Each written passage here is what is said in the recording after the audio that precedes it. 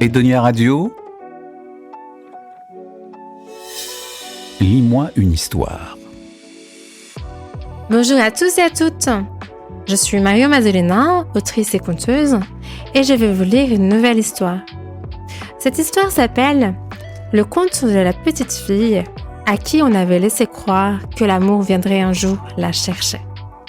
À retrouver dans l'ouvrage « Conte à guérir, conte à grandir » de Jacques Salomé, édition Albin Michel. Ouvrez grand vos oreilles. Il était une fois une petite fille qui, depuis longtemps, portait dans son cœur le rêve d'un grand et bel amour. Elle rêvait à un garçon, puis plus tard à un homme, un inconnu à venir à qui elle donnerait sa vie, son corps, tout son être.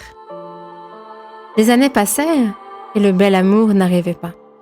Elle le cherchait partout en vain, dans le moindre sourire, dans chaque regard, dans chaque rencontre. Pendant des années, elle fut sûre que l'amour viendrait vers elle, la reconnaîtrait entre toutes et lui dirait « Oui, c'est toi que je cherchais.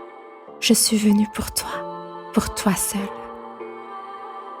Et la petite fille, devenue grande, pour ressembler à ses amies, aux autres femmes, renia son beau rêve et s'en alla dans les bras d'un passant qui passait. Elle ne savait pas encore qu'elle s'était trahie, car elle ne connut dans cette rencontre-là ni l'amour, ni le plaisir, ni même la possibilité de rêver sa vie. Puis un jour, la relation cassa. Elle prit la fuite pour sauver un peu de sa vie. Longtemps, son corps garda la trace de cette histoire au début banale, puis médiocre, et enfin sordide. Elle restait depuis fermée au plaisir, effrayée par le possible d'un partage. Un jour, bien longtemps plus tard, elle découvrit tout au fond d'elle cet amour qu'elle avait tant recherché à l'extérieur. Oui, elle rencontra cet amour en elle, comme une force extraordinaire qui la poussa vers un homme qu'elle n'avait ni attendu, ni espéré. Il fut là sans même qu'elle le sût. Il fut là tout entier, tout présent.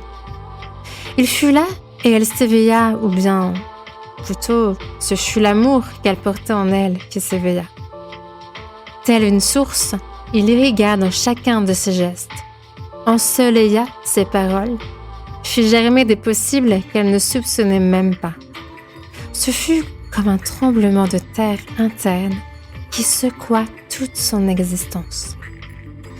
Elle, qui avait tant attendu, espérait un amour unique, venant vers elle du dehors, découvrait, étonnée, ébahie, qu'il avait sommeillé jusqu'à ce jour en elle, qu'elle le portait au secret de son corps, inouï, extraordinaire de vivacité, surprenant d'imprévisible.